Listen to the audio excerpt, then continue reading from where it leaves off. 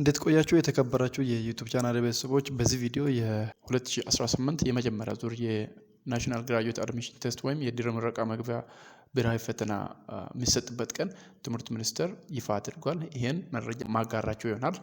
ቪዲዮን እስከ መጨረሻ እንድትከታተሉ ለቻናሌም አዲስ ከሆናችሁ ሰብስክራይብ በማድረግ ፈጣን መረጃዎችን እንድታገኙ እላለሁ። አሁን ቀጥታ ወደ መረጃው ገባለሁ። ትምህርት ሚኒስቴር በዛሬው ቀን ማለትም በመስከረም 26 2018 ዓመተ ምህረት ሰርኩላር ደብዳቤ ለሁሉም መንግስት ዩኒቨርሲቲዎች ልኳል።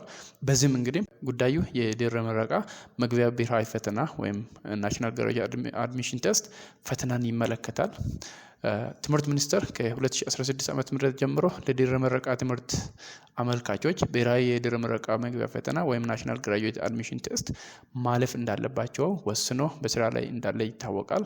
በዚህም መሰረት የ2018 ዓመተ ምህረት የመጀመሪያው ዙር ብሔራዊ የድህረ ምረቃ መግቢያ ፈተና ወይም ናሽናል ግራጁዌት አድሚሽን ቴስት በጥቅምት 3 2018 ዓመተ ምህረት የሚሰጥ መሆኑን እየገለጽን አስፈላጊውን ሁሉን ዝግጅት ከወዲሁ እንድታደርጉ እናሳስባለን የሚል መረጃ ነው የተላከው። እንግዲህ በዚህ መሰረት ሁሉም የድህረ ምረቃ መግቢያ ፈተና የሚፈተኑ አመልካቾች ሬጂስትሬሽን ወይም ምዝገባ አሁንም እየተካሄደ ያለበት ሁኔታ አለ። ስለዚህ ምዝገባውን እንዴት እንደምትመዘገቡም ከዚህ ቪዲዮ ጋር አንድ ላይ አያይዤ አፕሎድ ያደረኩት ቪዲዮ አለ ወይም በዚህ ዩቲዩብ ቻናል ላይ ያስቀመጥኩት ቪዲዮ አለ። ይህን ቪዲዮ እንድታዩ እላለሁኝ።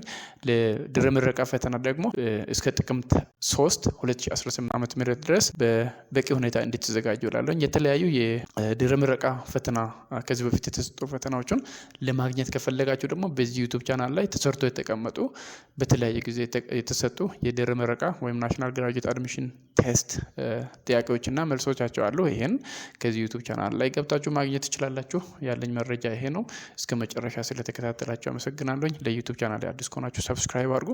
መረጃው ጠቃሚና አንገብጋቢ ስለሆነ ለጓደኞቻችሁም ሼር አድርጉ። አመሰግናለሁ።